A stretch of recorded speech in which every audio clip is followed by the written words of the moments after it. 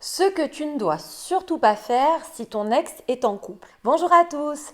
Aujourd'hui, on va parler de ce qu'il ne faut surtout pas faire justement si ton ex aujourd'hui est en couple. Je sais que c'est un moment délicat et que certaines erreurs peuvent finalement nuire à l'image que ton ex va avoir de toi et surtout t'amener à te fermer définitivement des portes. Je vais donc évoquer les comportements à éviter absolument si tu souhaites préserver finalement cette bonne relation qui est indispensable si tu veux envisager le retour de ton ex. Si à un moment donné, il ou elle venait à se rendre compte que cette nouvelle relation n'est peut-être pas finalement si bien que prévu. Alors avant de commencer, sache qu'en complément de cette vidéo, je te laisse avoir accès à une checklist avec 14 interdits à l'intérieur. C'est une checklist où j'ai pris soin de sélectionner les interdits. C'est un véritable guide pour t'aider à tenir le cap.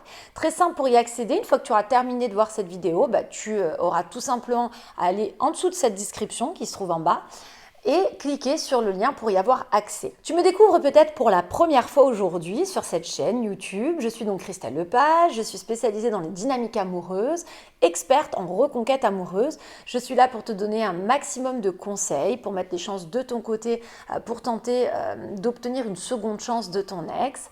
Donc si jamais ce n'est pas déjà fait, je t'invite fortement à t'abonner à ma chaîne qui te sera forcément utile, à cliquer sur la petite cloche aussi des notifications. Très pratique, ça te permet en fait d'être averti à chaque nouvelle sortie de vidéo et donc de ne louper aucun conseil à venir. Première erreur, ne critique pas son nouveau partenaire, sa nouvelle partenaire. C'est-à-dire que quand ton ex est en couple, en fait, il est peut-être tentant, je le vois dans mes coachings, quand on me le rapporte, de vouloir rabaisser l'autre partenaire pour d'une certaine façon te rassurer ou aussi même attirer l'attention de ton ex. Mais critiquer cette personne est finalement une grave erreur. Il faut que tu saches que ça ne va pas du tout déstabiliser leur couple, au contraire, ça peut même les rapprocher. La critique te fait passer pour une personne qui finalement est jalouse et amère, donc c'est pas forcément attirant pour ton ex. Le risque, c'est que si tu dénigres le nouveau partenaire, ton ex risque de se mettre sur la défensive, c'est assez naturel comme réaction, et puis finalement se convaincre encore plus de son choix vous concernant. Donc ça peut aussi lui donner l'impression que tu n'as pas avancé et que tu es encore dans la colère ou en tout cas dans la posture de quelqu'un qui lui souhaite du mal. À l'inverse, en étant bienveillante, en respectant donc son choix, tu montres plutôt, au contraire à ton ex, que tu es une personne mature qui n'a pas besoin de rabaisser l'autre pour avancer. Par exemple, si vous parlez et que ton ex mentionne justement sa nouvelle aventure, il faut rester poli. Un simple « ok, écoute, je suis content pour toi », ça suffit. Alors, ça peut paraître dur à dire, mais c'est le mieux à faire. Il faut rester succinct, bien sûr, pas besoin non plus d'en faire des tonnes, mais ça montre que tu respectes son choix et que tu ne cherches pas du coup à nuire à sa relation. Ça permet de donner une image positive de toi sans jalousie ni amertume. La deuxième chose, ça va être d'éviter finalement les déclarations d'amour ou les tentatives de séduction directes. Déclarer les sentiments ou tenter de séduire ton ex directement alors qu'aujourd'hui c'est avéré, il ou elle est en couple, est finalement quelque chose de très compromettant. Ça peut déjà amener ton ex à être dans une position inconfortable, voire conflictuelle, parce que ton ex pourrait se sentir coupable aussi, ou irrité, que tu puisses venir t'immiscer dans cette relation en tentant des choses justement pour peut-être le sonder, voir ce qu'il a dans le ventre d'une certaine façon, pour chercher aussi à te rassurer. Je le vois dans mes coachings personnalisés, beaucoup de personnes seraient tentées justement un peu d'aller à la séduction pour voir comment l'ex va réagir, en me disant oui mais en même temps si mon ex est réceptif, c'est peut-être la preuve que finalement c'est pas si sérieux dans cette nouvelle relation. Mais il faut comprendre que ça te fait passer finalement pour quelqu'un qui non seulement ignore ses choix, mais amène peut-être tout ce qu'il faut pour casser la nouvelle relation. Et puis, il faut aussi comprendre, ce que j'explique souvent, que ça peut te mettre aussi en porte-à-faux dans le sens où tu peux, alors que ton ex est en couple, passer pour une personne qui est prête à tout accepter alors parce que du coup ton ex est en couple et toi tu es en mesure encore de lui faire des déclarations d'amour. Ce qui voudrait dire que aujourd'hui, malgré cette relation, tu serais en mesure de dire amen à tout d'une certaine façon, alors qu'il faut quand même aussi avoir cette espèce de dignité qui peut laisser penser à ton ex que même si peut-être tu n'avais pas envie que vous soyez séparés, ça n'empêche que si aujourd'hui il est en relation avec quelqu'un, elle est avec quelqu'un d'autre, eh bien tu n'es pas en mesure de partager cette histoire avec cette autre personne. Ce qu'il faut comprendre, en fait, c'est que les déclarations directes montrent un manque de respect pour sa nouvelle relation, mais aussi un manque de respect pour toi, d'une certaine façon. Si ton ex, après tout, est heureux en couple aujourd'hui, il ne voudra de toute façon certainement pas entendre des déclarations qui pourraient perturber un petit peu sa stabilité actuelle. En revanche, si tu fais preuve de discrétion, de subtilité, T'es pas en reste pour avoir un ex qui, par lui-même, à un moment donné, puisse réaliser quand même qu'il y a peut-être des petites choses qui lui manquent dans cette ancienne relation vous concernant. C'est pour ça que même si c'est tentant, au lieu d'aller dire à ton ex, tu sais, je t'aime encore, j'aimerais vraiment qu'on se remette ensemble, il vaudra mieux rester léger, légère, amical si vous êtes en contact. Il vaut mieux garder finalement des interactions simples et agréables sans évoquer tes sentiments. Ça va permettre en plus à ton ex de se rappeler de bons moments sans forcément ressentir de pression. La troisième erreur, ce serait aussi de te comparer finalement à ce nouveau partenaire, à cette nouvelle partenaire. Alors, il faut comprendre que c'est tentant de vouloir finalement se comparer.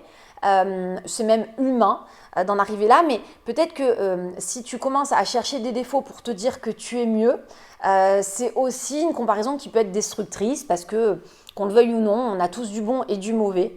Et ça ne va pas forcément aussi être une preuve de confiance en toi. Ce type de comparaison, ça peut en plus t'amener à être beaucoup plus anxieux, anxieuse dans ce que tu traverses. Ça risque même finalement de te rendre irritable et donc plus irrationnel. Et ce qui est dangereux parce que ça voudrait dire que ça te met en danger après pour être en mesure d'entretenir une bonne dynamique de communication avec ton ex.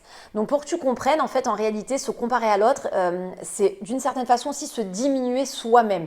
Même si tu peux penser que tu es mieux, rien que le fait de vouloir le penser, d'avoir besoin de le ressentir, c'est la preuve que tu es quand même en train de te diminuer d'une certaine façon. En réalité, au lieu de te concentrer sur ce que tu peux en fait apporter de différent, tu entres plutôt dans une compétition qui va être inutile, anxiogène, et puis c'est créer d'une certaine façon un climat de frustration qui peut rapidement se voir, en plus dans tes interactions avec ton ex, parce qu'il faut quand même se douter qu'il ou elle n'est pas bête. Alors que si tu restes toi-même, tu vas plus rappeler finalement à ton ex ce qu'il appréciait chez toi, sans que ça se transforme du coup en concurrence, et en faisant preuve vraiment de cette maturité, de cette prise de recul où tu es en mesure aujourd'hui d'assumer que peut-être vous êtes séparés, mais que ça ne veut pas dire qu'il y ait tout à jeter à la poubelle et que si ton ex à un moment donné était amoureux ou amoureuse, c'est bien qu'il y avait quand même des qualités avérées te concernant. Quatrième erreur logique du coup à ne pas faire, c'est de mettre la pression en fait à ton ex pour qu'il quitte son ou sa partenaire. Parfois, je le vois en coaching, vraiment, vous êtes tenté en fait d'essayer à demi-mot de faire comprendre à l'ex qu'il ou elle devrait en fait de choisir, de laisser clairement son ex parce que c'est quelqu'un qui lui convient pas, qu'il y a quelque chose qui a été fait, un choix qui a été pris là mais dans l'erreur. Sauf que faire pression en fait pour que ton ex quitte cette personne, forcément ça va pas marcher puisque c'est bien connu, plus on va rentrer dans le conflit avec quelqu'un et plus la personne sera attirée par l'inverse. Donc un peu comme un enfant, plus tu vas dire non, ne touche pas, plus tu seras tenté de le faire. Là, plus tu diras à ton ex que cette personne ne lui convient pas, et plus ton ex aura envie de te prouver que si finalement cette personne lui convient. Pire, peut-être même que ton ex, s'il s'aperçoit au bout de quelques semaines, quelques mois qu'en effet cette personne ne lui correspond pas vraiment, sera tenté de quand même continuer à lui donner une chance, de peur justement d'être confronté à ce que tu lui avais dit, et voilà, d'être en mesure de te dire demain, oui c'est vrai, finalement je vais lui prouver en me séparant qu'il ou elle avait raison, on n'était pas fait pour être ensemble. Donc tu vois, tu peux en plus attiser cet ego qui va pas être forcément intéressant là aujourd'hui. C'est mieux que ton ex n'en ait pas, et que si demain tout va mal, ils soient en mesure de te le dire, d'en témoigner. Donc il faut comprendre qu'aujourd'hui, dans l'état d'esprit de ton ex, c'est important qu'il se sente libre vis-à-vis de toi. Je parle de ses choix sans influence ni manipulation de ta part. En fait, je te le répète, la pression, c'est le meilleur moyen de créer du rejet.